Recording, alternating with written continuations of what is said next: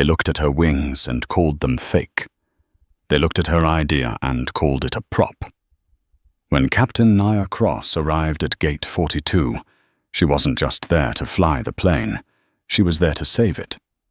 But a power-tripping gate agent and a prejudiced lead flight attendant decided she didn't look the part. They blocked her, mocked her, and called the police to have her arrested for impersonating a pilot. Big mistake. They didn't realize that Nia wasn't just a captain, she was the chief Czech airman for the region. And she wasn't just boarding. She was conducting a surprise audit. What happened next didn't just delay a flight. It grounded an entire airline and exposed a corruption scandal that would shake the industry. Buckle up. The turbulence starts now. The fluorescent lights of Terminal 4 hummed with the frantic energy of a Friday evening rush. Passengers jostled for charging ports, toddlers screamed over spilled juice, and the public address system chimed with an endless stream of delays. Captain Nia Cross adjusted the epaulets on her shoulders, the 4 gold stripes gleaming against the deep navy fabric of her blazer. She pulled her flight bag closer, her grip tightening on the handle. She was tired, but she wasn't done. This was the final leg. Flight 909 from Chicago to London. It was a flagship route for AeroVantage Airlines, a carrier that had recently come under fire for slipping safety standards. Nia wasn't just flying the bird tonight. She was flying Ghost. Her name wasn't on the passenger manifest in the usual way, and the crew had no idea she was coming. She was a senior Czech airman, essentially the boss of bosses, sent by corporate to conduct a line check, a surprise evaluation of the cockpit and cabin crew. Rumors of pencil-whipping maintenance logs and skipping pre-flight checklists had reached the upper echelons, and Nia was the hammer they were dropping. She approached the jet bridge door, walking with the brisk, confident stride of someone who had spent 20 years in aviation. She reached for the keypad to punch in the crew code. "Whoa, whoa, hold it right there." The voice was nasally and dripping with condescension. Nia paused her hand, hovering inches from the keypad. She turned to see the gate agent, a man named Greg, according to his slightly crooked name tag. Greg was leaning over his podium, chewing gum, aggressively looking her up and down with a sneer that curled his lip. "Can I help you, sir?" Nia asked, her voice calm, professionally modulated. "You can help me by stepping away from the secure door," Greg said, snapping his gum. He pointed a pen at her. "That door is for authorized flight personnel only. Passengers board in 20 minutes. Go sit down." Nia blinked, momentarily confused. She looked down at her uniform, the distinct double-breasted cut, the gold wings pinned above her left pocket, the heavy ID lanyard around her neck. "I am flight personnel," she said, tapping her badge. "I'm Captain Cross. I'm commanding this flight." Greg let out a short, barking laugh. He looked at his colleague, a younger woman typing furiously at the next terminal, and rolled his eyes. "You hear that, Cindy, she's the captain?" "Right." He turned back to Nia, his expression hardening. "Look, lady, it's Halloween next month. You're a little early for the dress-up party. We get this all the time, fanatics trying to sneak into the cockpit for a selfie. Not happening on my watch. Back off." Nia felt the heat rise in her neck, but she kept her face stone cold. This wasn't the first time. It rarely was. Being a black woman in the cockpit meant she had to be twice as good to get half the respect, but usually the uniform did the talking. Today, apparently, Greg was deaf. "This isn't a costume," Nia said, stepping closer, her voice dropping an octave, becoming steel. "I am Captain Nia Cross, employee ID 4922 Alpha. If you check your crew manifest, you will see my name listed as Pilot in Command. Now I have pre-flight checks to complete. Open the door." Greg didn't check the computer. He didn't even glance at the screen. He crossed his arms over his chest, physically blocking the path to the scanner. "I don't need to check anything," Greg spat. "I know the crew. I know Captain Miller. He flies this route.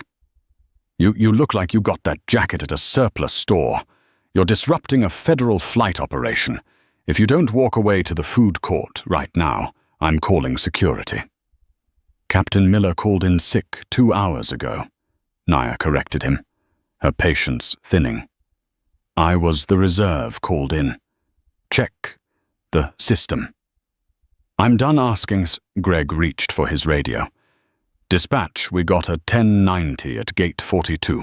Impersonator attempting to breach the jet bridge. Send PD." Nia took a deep breath. She could feel the eyes of the passengers in the waiting area burning into her back. Phones were already coming out. People were recording. Good. "You are making a mistake that will cost you your career," Nia stated, pulling her phone from her pocket. "I'm going to call the chief pilot." "Call the Pope for all I care," Greg scoffed. "You aren't getting on this plane." At that moment, the jet bridge door opened from the inside. A tall, silver-haired man in a flight attendant's uniform stepped out. It was Bradley, the lead flight attendant, the purser. Naya recognized him from a file she'd read earlier. Bradley had 3 HR complaints against him for insubordination, yet he was still flying. "What is the problem out here, Greg?" Bradley demanded, smoothing his tie. "We're trying to prep the cabin. This woman is trying to force her way in." Greg gestured to Nia. "Claims she's the pilot." Bradley turned to Nia. His eyes raked over her, lingering on her natural hair and the gold stripes on her sleeves. He didn't look at her badge. He looked at her face, and a look of pure disgust washed over him. "You've got to be kidding me." Bradley sighed, shaking his head. "Honey, the stewardess interview is down the hall in HR, and even then you're out of uniform. We don't wear double-breasted jackets." "I am not a flight attendant," Naya said, enunciating every word. "I am the captain, and you are Bradley Hurst. I suggest you let me board, or you will be removed from this flight." Bradley laughed, a cruel, cold sound. "Removed by who you listen. I don't know what affirmative action program you think you're riding on, but AeroVantage doesn't let just anyone fly a 787. You're fraudulent. I can spot a fake ID a mile away." He turned to Greg. "Keep her out. I'm locking the door from the inside. If she touches the handle, press charges." The door slammed shut in Nia's face. The click of the lock echoed like a gunshot. The murmurs in the gate area grew louder. A heavy-set man in a business suit stood up, his face red. "Hey, if she says she's the pilot, maybe you should check," he yelled at Greg. "Sit down, sir," Greg shouted back, his power trip now in full swing. "This is a security matter." Naya didn't scream. She didn't pound on the door. She knew the protocol. If she acted emotional or aggressive, they would use it against her. They would say she was unstable. She had to be the calmest person in the room, even while her blood was boiling. She stepped back to the window, looking out at the tarmac. The massive Boeing 777 sat there, a beast of engineering waiting for its master. The ground crew was loading luggage. They had no idea that the person with the keys was being held hostage by a gate agent with a god complex.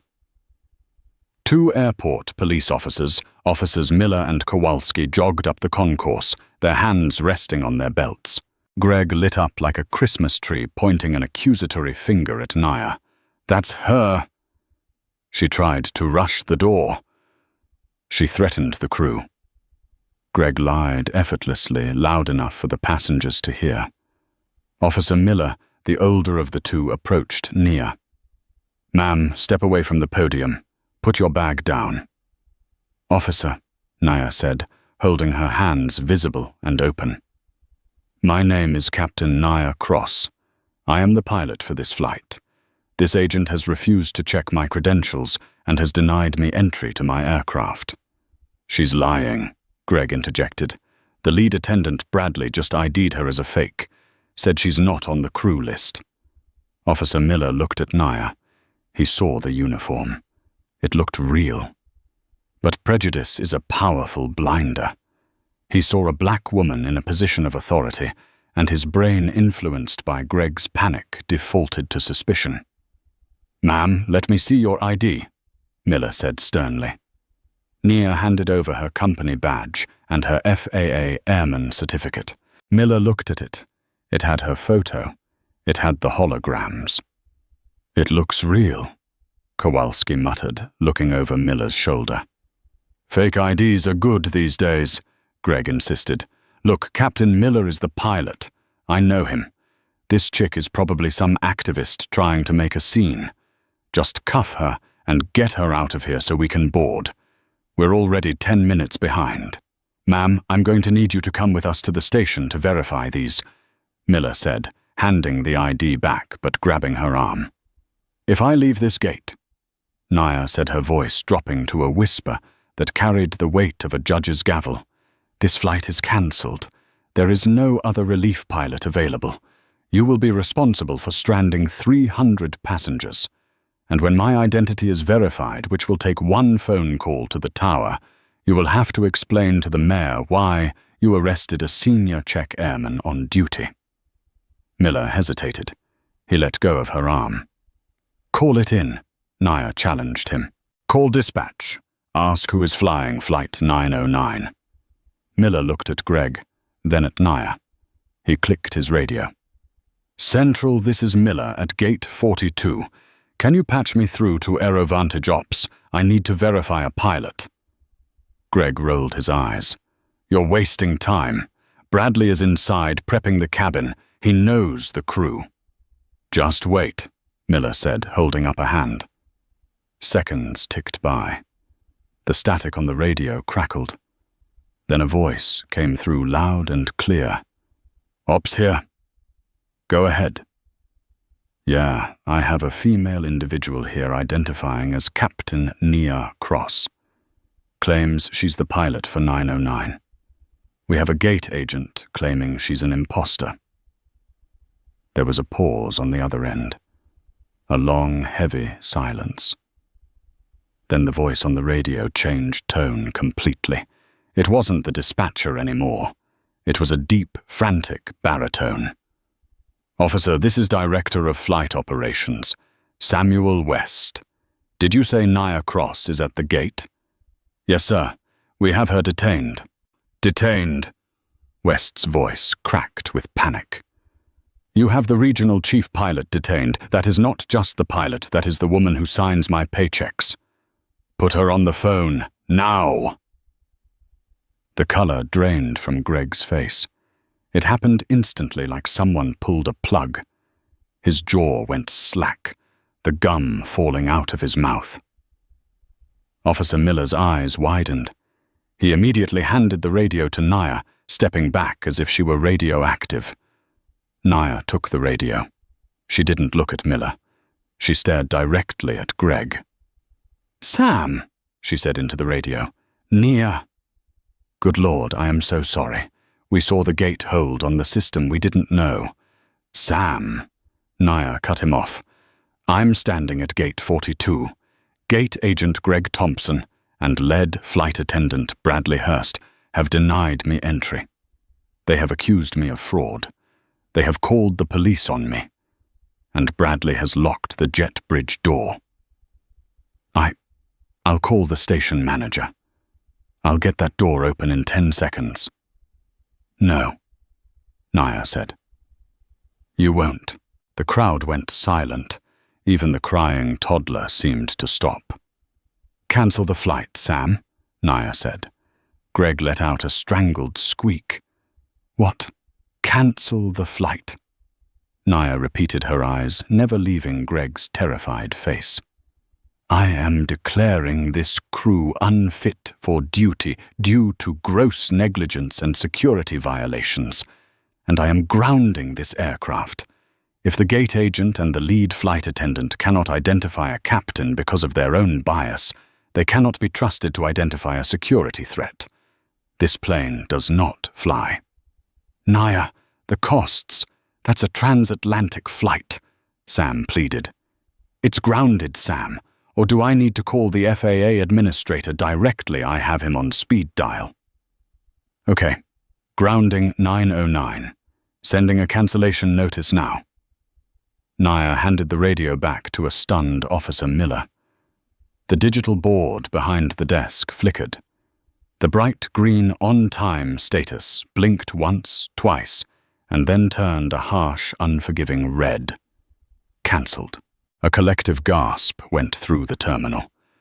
Then the shouting started. But Nia didn't flinch. She picked up her bag. "Officer Miller," she said coolly, "I'd like to file a formal complaint for harassment, and I want that door opened. I have an inspection to finish. There are violations on that plane that Bradley was trying to hide, and I'm going to find every single one of them." She turned to Greg, who was trembling behind his podium. "You wanted to see my ID, Greg?" She leaned in close. "You're going to be seeing a lot of it in court." Naya turned back to the jet bridge door just as it opened. Bradley stood there, smiling smugly, holding a coffee. "Did the cops take the trash out?" He stopped. He saw the police standing down. He saw Greg hyperventilating. He saw the red "cancelled" sign. And he saw Nia Cross, smiling a smile that didn't reach her eyes. "Hello, Bradley," she said. "Pack your bags. You're done." The jet bridge was cold, a stark contrast to the heated atmosphere of the terminal. Bradley Hurst stood frozen, his hand still gripping the styrofoam coffee cup, the steam rising in weak, dissipating spirals. The smug grin that had plastered his face moments ago was beginning to crack, fracturing under the weight of Naya's icy declaration. You're joking," Bradley stammered, his eyes darting to the police officers standing a few feet behind Nia. "This is some kind of prank, right? A test." Nia didn't answer him. She walked past him, her shoulder brushing his with deliberate indifference. She stepped onto the threshold of the aircraft, the familiar smell of recycled air and upholstery hitting her. It was a smell she usually loved, the scent of her office, but today it smelled like corruption. "Captain Cross, wait!" Bradley scrambled after her, blocking the narrow aisle of the business class cabin. "You can't just barge in here. The first officer is doing his pre-flight. You're disrupting the flow." Nia stopped and turned slowly. She looked at Bradley's nameplate, then up to his eyes. They were bloodshot. Subtle but there. And then she smelled it. Beneath the scent of strong peppermint gum and expensive cologne, there was the faint, sickly sweet tang of vodka. "Step aside, Bradley," Nia said, her voice low. "No." Bradley snapped, regaining a shred of his arrogance. "I am the purser on this vessel. Until the captain arrives, I am in charge of the cabin. You are a disruptive passenger who happens to have a uniform. Get off my plane." Nia reached into her pocket and pulled out her phone. She hit the record button and held it up. "State your name and refusal to allow a federal inspection," Nia said calmly. Bradley swatted at the phone. "Put that away." "Assault," Nia noted verbally for the recording. "Interference with a flight crew member." "I didn't touch you," Bradley shrieked. "Officer Miller," Nia called out, not turning around. The two officers appeared in the doorway of the plane. "Yes, Captain." "Breathalyzer," Nia commanded. "Immediately. I have reasonable suspicion that the lead flight attendant is under the influence of alcohol while on duty." Bradley went pale. That's a lie. I had mouthwash. Then you have nothing to worry about, Naya said. Officers secure him. Do not let him enter the galley. He might try to dispose of containers. As the officers moved in, grabbing a protesting Bradley by the arms, Naya turned her attention to the cockpit. The door was open. She stepped inside the flight deck, the nerve center of the Boeing 777. Sitting in the right-hand seat was the first officer. He looked young, barely 30. His name tag read Kyle Bennett. He was staring at the commotion in the cabin with wide, terrified eyes. When he saw Nia enter, saw the 4 stripes, the Czech airman insignia, he practically jumped out of his skin. Captain, Kyle stammered, scrambling to unbuckle his seatbelt to stand up. Sit down, Bennett, Nia said, dropping her flight bag. She didn't offer a handshake. She walked around the pilot's seat and looked at the overhead panel. Then she looked at the center console. Where is the tech log? She asked.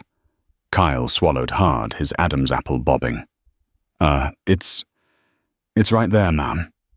Nia picked up the heavy binder containing the aircraft's maintenance history. She flipped to the current date.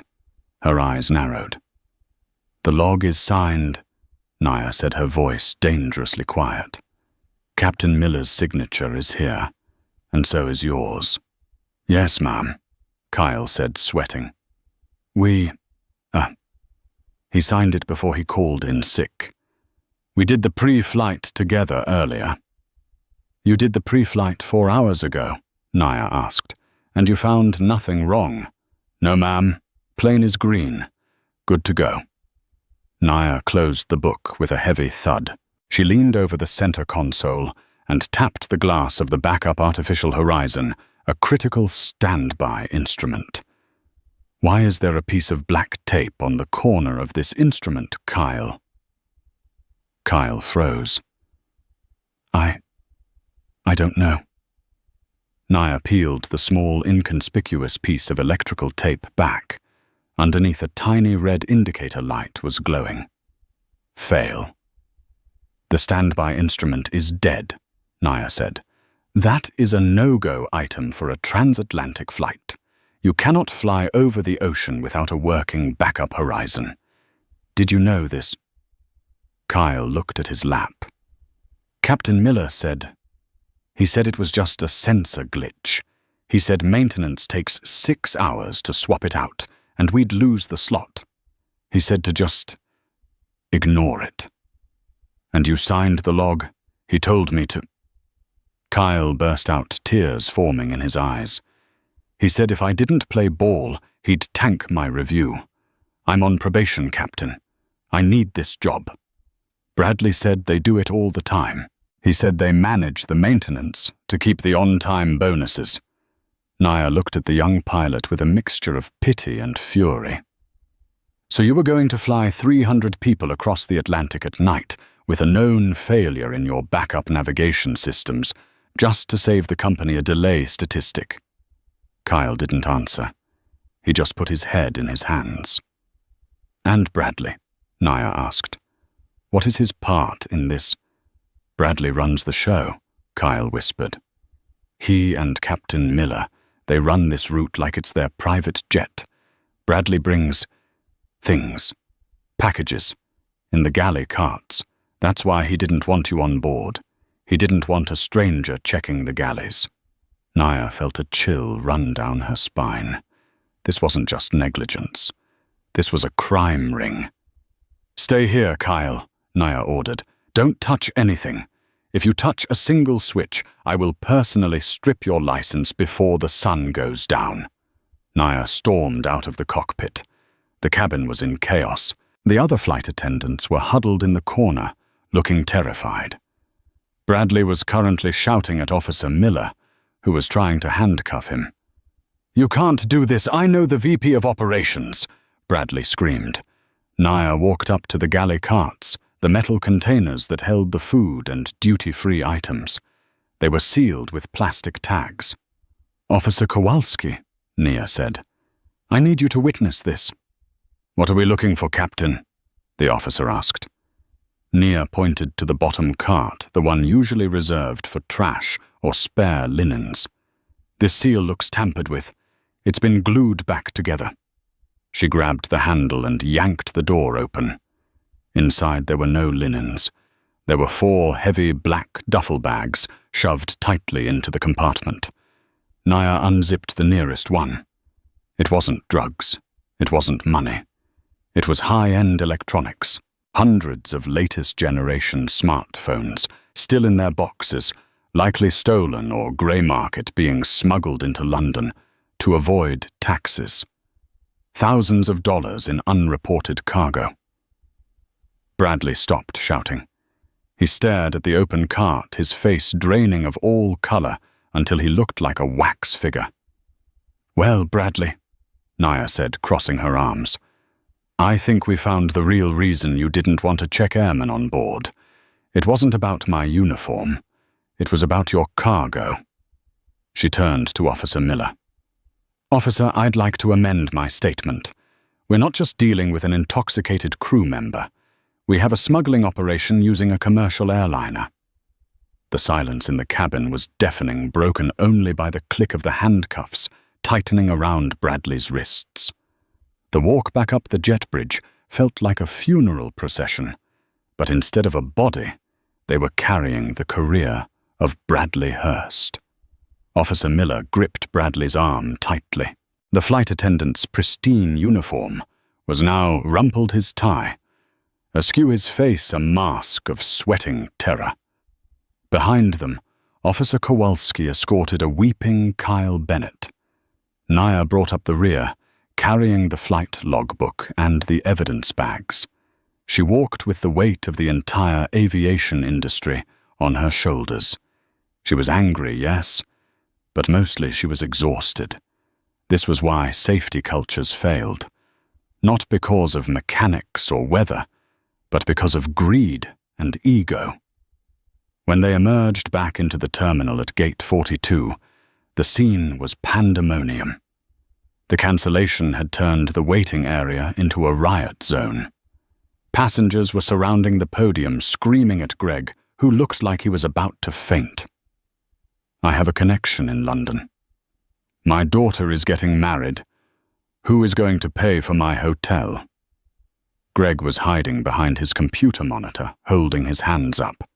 Please, I don't know anything. The pilot just cancelled it." "The pilot didn't just cancel it," a voice boomed over the crowd. The crowd quieted down, turning to see Nia standing at the gate door. She stood tall, flanked by the police and the arrested crew members.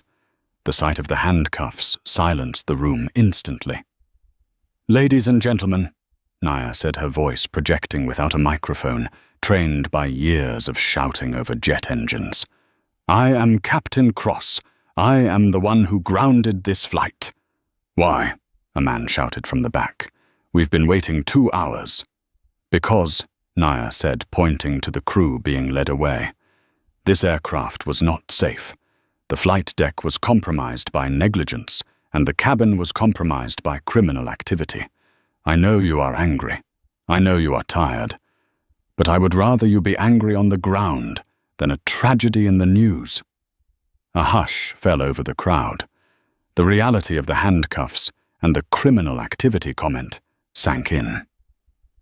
Suddenly, the glass doors of the terminal entrance slid open. A woman in a sharp grey power suit, flanked by 2 men in suits, marched toward the gate. It was Linda Graves, the station manager for Aerovantage. She looked furious. "Captain Cross," Linda shouted, her heels clicking aggressively on the linoleum. "What on earth is going on here? You have grounded a flagship route. Do you have any idea what this costs the airline?" Linda ignored the police. She ignored the handcuffed Bradley. She zeroed in on Nia, her eyes blazing with corporate fury. "You arrive unannounced, you cause a scene with my gate agents, and now you cancel a flight. You are way out of your lane, Nia. This is a PR nightmare." Nia didn't flinch. She watched Linda storm up to her. "Linda," Nia said calmly, "good of you to join us. Did you know your lead flight attendant was running a smuggling ring out of the aft galley? Linda froze. What? And did you know?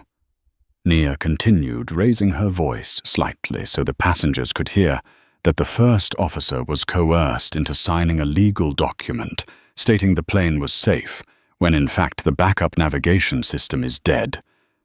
That's an internal maintenance issue, Linda hissed, lowering her voice.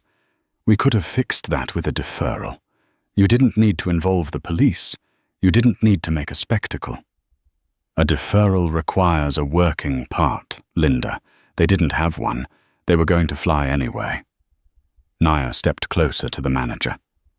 And regarding the spectacle, your gate agent, Greg, called the police on me. He denied a chief check airman access to the aircraft because he didn't believe a black woman could be the captain. Is that also an internal issue? Linda's eyes darted to the passengers. Dozens of phones were recording. She realized too late that she was losing the narrative. We don't tolerate discrimination, Linda stammered, falling back on corporate speak. But Nia, you have to understand the pressure we are under. You can't just arrest the crew. I didn't arrest them, Nia said. The law did.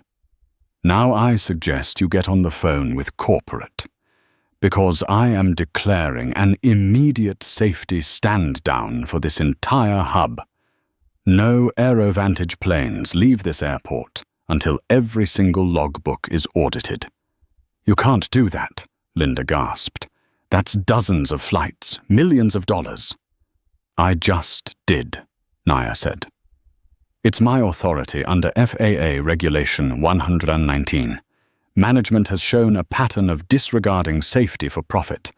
Until I am satisfied that your gate agents aren't blocking pilots and your crews aren't flying broken planes, AeroVantage is closed for business in Chicago. The crowd of passengers who had been hostile moments ago began to murmur. Then someone started clapping. It was the heavy-set man from earlier.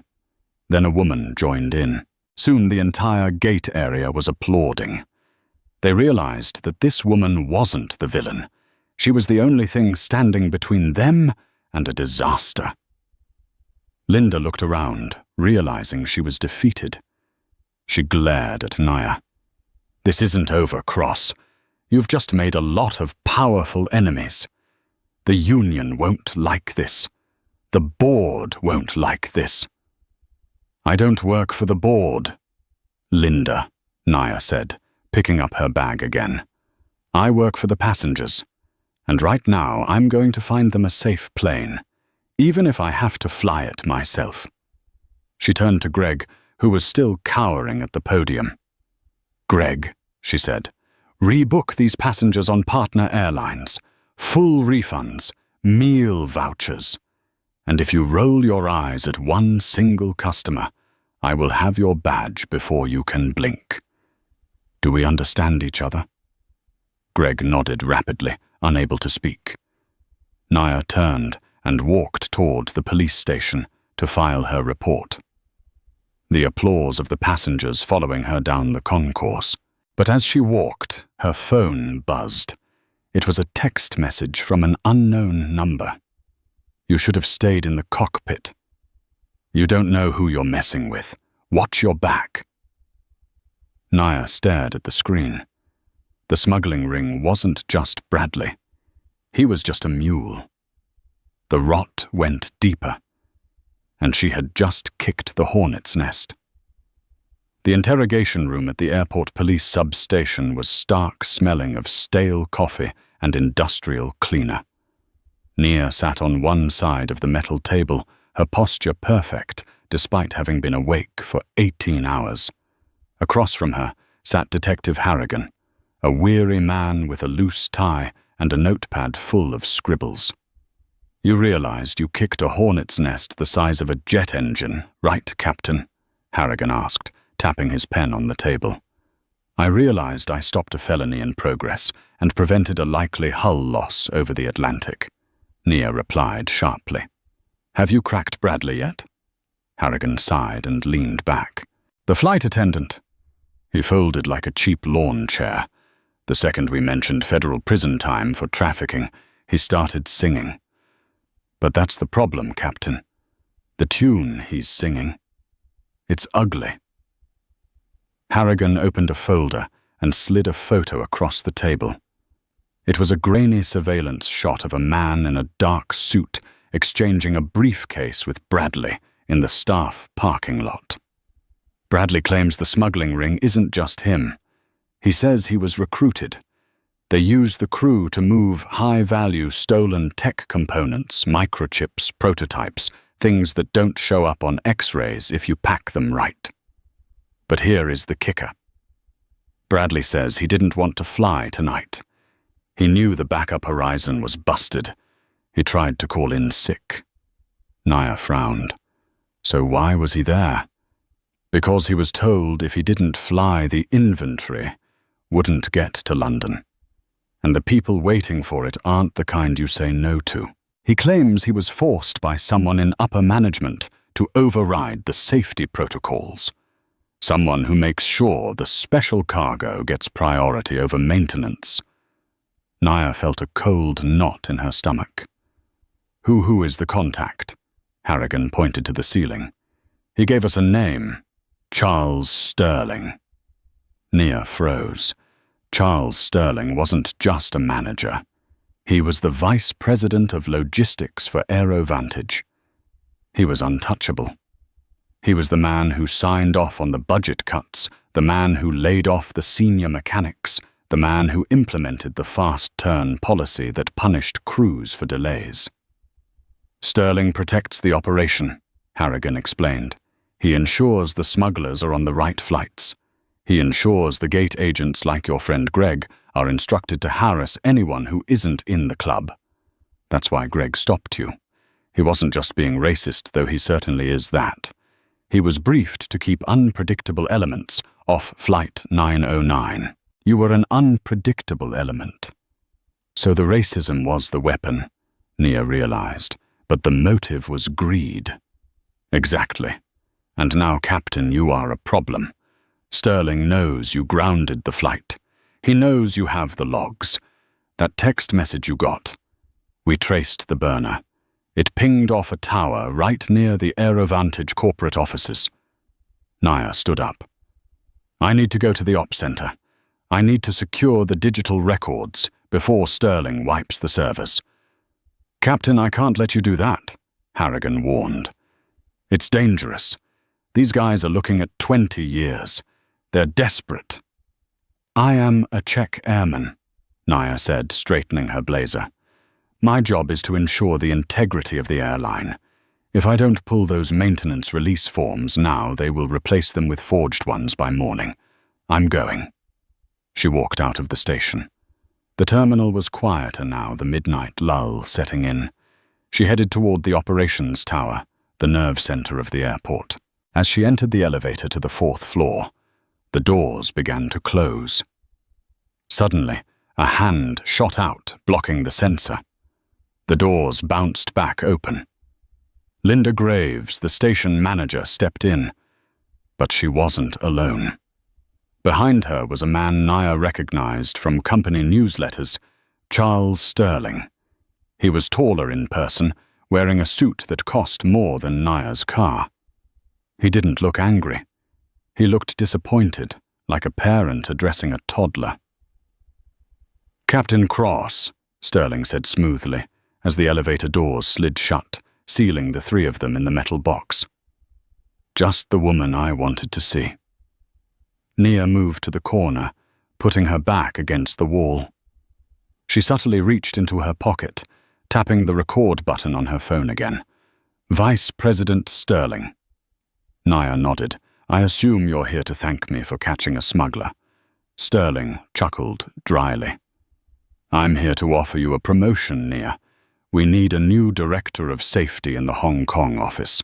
It comes with a triple salary, a housing allowance, and this is the best part, an immediate departure. Tonight."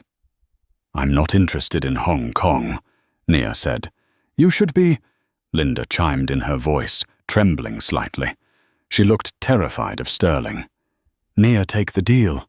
Please." "And if I don't?" Nia asked, locking eyes with Sterling. Sterling's smile vanished. The mask dropped.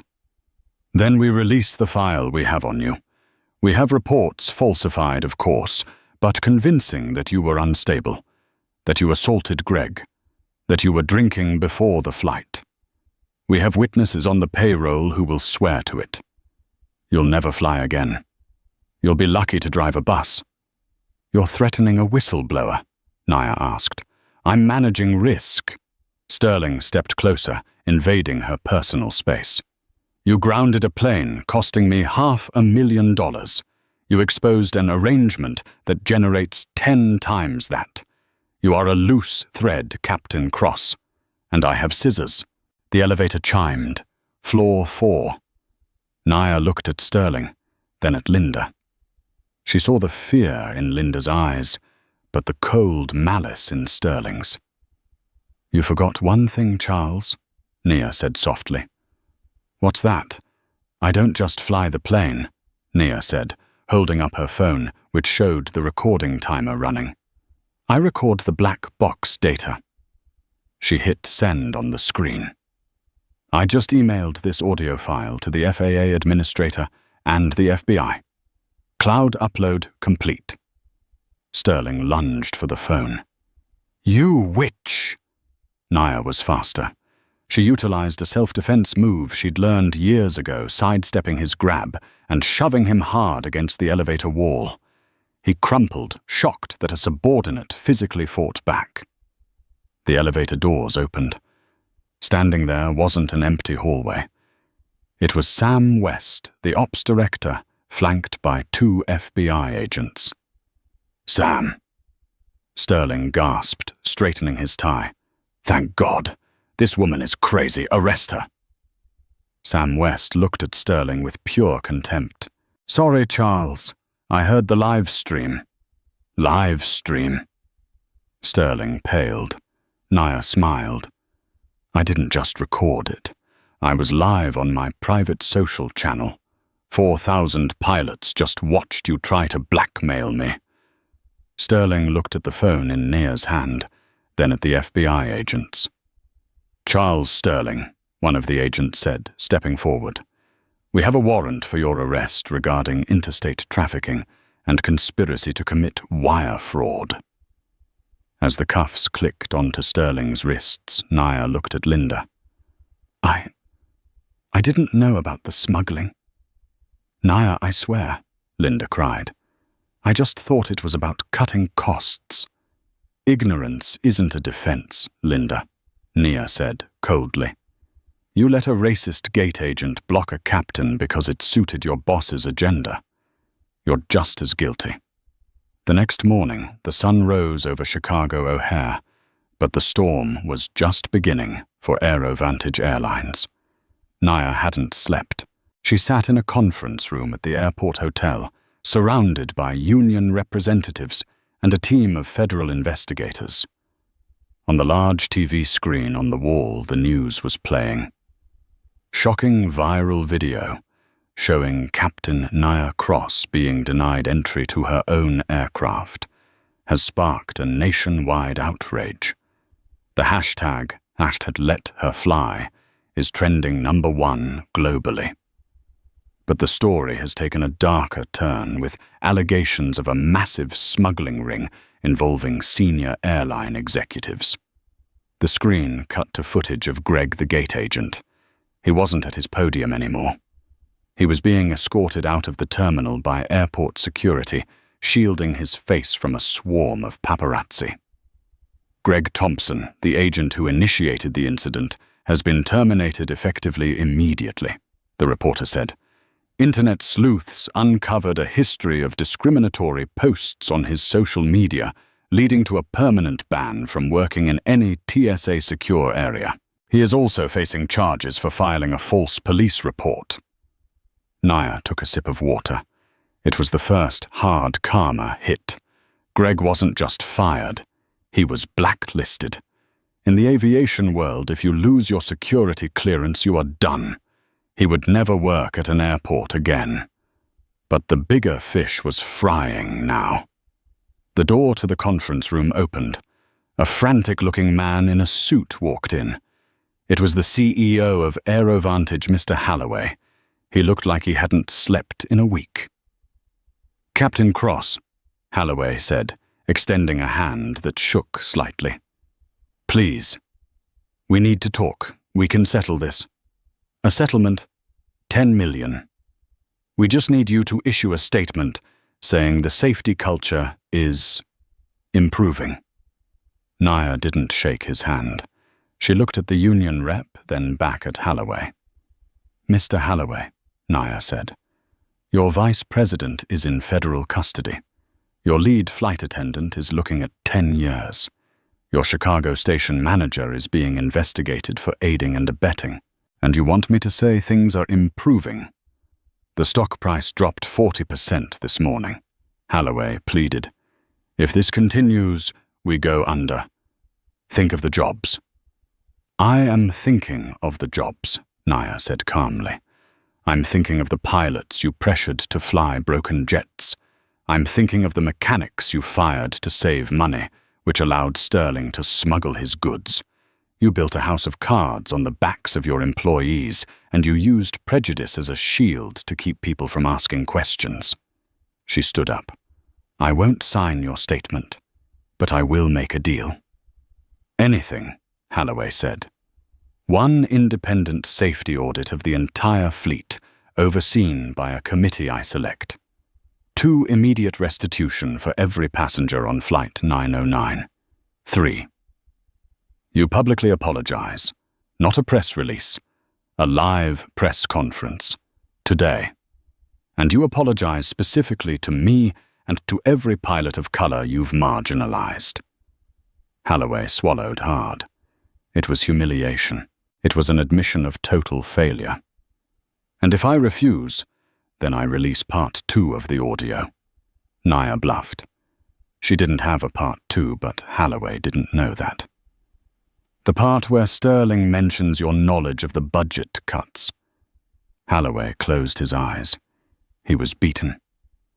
Okay, we'll do it." 3 hours later. The press conference was held in the main atrium of the airport. Hundreds of cameras flashed. Halloway stood at the podium looking small. He read the apology, his voice cracking.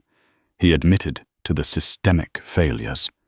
He admitted that Captain Cross was a hero who saved lives. Then it was Naya's turn to speak. She stepped up to the microphone. The world was watching. She wore her uniform, impeccable as always. "Yesterday," Naya began, her voice ringing out, clear and strong. "I was told I didn't look like a pilot. I was told my ID was fake.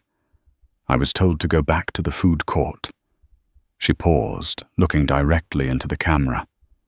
"Bias is a blinder. It stops you from seeing talent. It stops you from seeing truth. And in this industry, it stops you from seeing danger. Greg Thompson saw a black woman and assumed I was a threat. Bradley Hurst saw a black woman and assumed I was incompetent. Charles Sterling saw a black woman and assumed I was powerless." She leaned in. "They were all wrong. The uniform doesn't make the pilot. The skills, the integrity, and the courage do. And today the airline is grounded not because of me, but because the truth is finally heavy enough to keep it on the tarmac." As she finished, the terminal erupted. Not just the reporters, but the passengers on the upper levels, the other crews, the TSA agents. They cheered. But the sweetest moment of karma was yet to come. As Naya walked off the stage, she saw Kyle Bennett, the young first officer. He had been released having turned state's witness against Bradley. He looked ashamed. "Captain," Kyle said, looking at his feet. "I'm sorry. I was weak." "You were," Nia said sternly. "And you will lose your license for a while, Kyle. You'll have to retrain. You'll have to start at the bottom flying cargo in a prop plane in Alaska. But you're young. You can earn your wings back the right way. Or you can quit. It's up to you." Kyle nodded, tears in his eyes.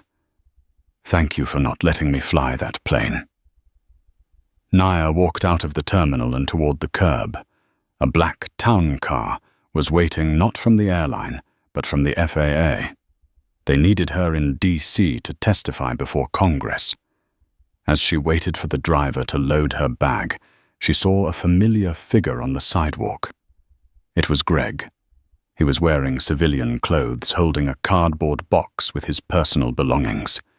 He was waiting for the public bus, looking miserable. It started to rain. A luxury SUV pulled up next to him. The window rolled down. It was Bradley out on bail, but wearing an ankle monitor, being picked up by a lawyer. Bradley looked at Greg with pure hatred. "You idiot!" Bradley shouted at Greg from the car. "If you had just let her on the plane, she never would have checked the cargo. You and your big mouth brought us all down." Greg stood there, soaked in the rain, realizing that his own prejudice was the domino that toppled his life. He looked at Naya across the street. Naya didn't smile. She didn't gloat. She just adjusted her sunglasses, got into the town car, and closed the door. She had a plane to catch, and this time no one was going to stop her. 6 months had passed since the incident at Gate 42, but in the world of aviation, the turbulence was still being felt. The Gate 42 scandal, as the media dubbed it, had become the biggest story of the decade. It wasn't just about a pilot being blocked. It was about the rot that had been allowed to fester behind the security curtain. The federal courthouse in downtown Chicago was packed. Outside, protesters held signs that read, "Wings have no color and hatch justice for Nia." Inside, the air was thick with anticipation. Naya sat in the front row, dressed not in her uniform, but in a tailored cream suit. She looked serene, a stark contrast to the man sitting at the defense table. Charles Sterling, the former VP of Logistics, looked like a ghost. He had lost 20 pounds. His expensive suit hung loosely on his frame. Beside him sat Bradley Hurst, who had turned state's evidence in a desperate bid for leniency, though his trembling hands suggested he knew his fate was sealed. Judge Arthur Pendleton, a man known for his zero-tolerance policy on corporate corruption, adjusted his glasses and looked down at the defendants. "In my 30 years on the bench," Judge Pendleton began, his voice echoing in the silent room, "I have seen greed. I have seen negligence. But rarely have I seen such a calculated combination of the two weaponized by bigotry to silence a safety professional." He turned his gaze to Sterling. "Sterling, you treated a commercial airliner like your personal cargo van. You endangered 300 lives to move stolen microchips. And when caught, you attempted to destroy the career of an exemplary pilot. The jury has found you guilty on all 12 counts, including racketeering and conspiracy to endanger an aircraft." Sterling stood up, his lawyer trying to pull him back down. "It was business. Everyone cuts corners. Not with human lives," the judge snapped. "Charles Sterling, I sentence you to 25 years in federal prison without the possibility of parole." The gavel banged. A gasp went through the room. Sterling's knees buckled, and he had to be held up by the marshals. Then the judge turned to Bradley. "Mr. Hurst, you were a pawn, yes, but you were a willing one. You bullied your crew, you intimidated a young pilot, and you allowed prejudice to guide your actions at that gate. 10 years. As Bradley was led away, weeping, Naya didn't feel joy. She felt relief. The cancer had been cut out, but the karma wasn't done yet. Outside the courthouse, the media swarm was waiting. But Naya walked past them, flanked by her new security detail. She had a meeting to get to. She drove to the Aerovantage headquarters. The logo on the building was being painted over. The board of directors, in a desperate attempt to save the company from bankruptcy, had been forced to rebrand. But more importantly, part of the settlement Naya had negotiated included a restructuring of the leadership. She walked into the executive boardroom, the same room where she used to be, just a number on a payroll sheet. The board members stood up as she entered. "Captain Cross," the interim CEO said, looking nervous. "Thank you for coming." "I'm not here to chat," Naya said, placing a thick folder on the table. "This is the new safety protocol mandate. It requires double-blind audits for every flight whistleblower, protection for all ground staff, and a diversity oversight committee for gate operations."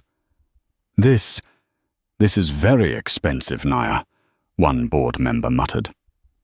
"It's cheaper than a lawsuit," Naya replied coolly. "And it's cheaper than a crash. You have two choices. Adopt the mandate, and I stay on as the new Senior Vice President of Safety and Flight Operations, or I walk and I take my story to the Senate hearing next week and tell them you're still resisting change." The room went silent. They knew she held all the cards. She wasn't just a pilot anymore. She was the industry standard. "We accept," the CEO said quickly. Naya nodded. "Good. One more thing. I want the hiring files for the last 5 years reopened. Anyone who was rejected for culture fit gets a second interview. Today." As Naya left the building, she decided to make one stop before going home. She drove to a small, run-down strip mall on the outskirts of the city. There was a budget courier service there, a place that shipped cheap packages. Through the window, she saw him. Greg. The former gate agent was wearing a stained polo shirt, sweating as he taped up boxes. He looked miserable. He was shouting at a customer about the price of stamps, his face red. Naya parked her car and watched for a moment. She didn't go in. She didn't need to. Seeing him there, stripping of his power, stripped of his ability to ruin anyone's day but his own, was enough. He looked up, saw her car, and froze. He recognized her instantly. The shame that washed over his face was more satisfying than any shout could be. Naya put the car in drive and pulled away. She had a flight to catch, not as a captain this time, but as a passenger. She was flying to D.C. to watch the president sign the Cross Act, a new law named after her that protected airline crews from retaliation. She arrived at the airport. As she walked to the gate, Gate 42, the very same one, she saw the new agent. A young Hispanic woman was working the podium. She was smiling, checking IDs efficiently. When Naya approached, the agent looked up. Her eyes went wide. "Captain Cross," the agent gasped. "Just Nia today." She smiled, handing over her boarding pass. The agent took the pass, then looked at Naya with tears in her eyes. "I just want you to know, I applied for this job because of you. I watched your video. You stood your ground. You made it safe for us." Naya felt a lump in her throat.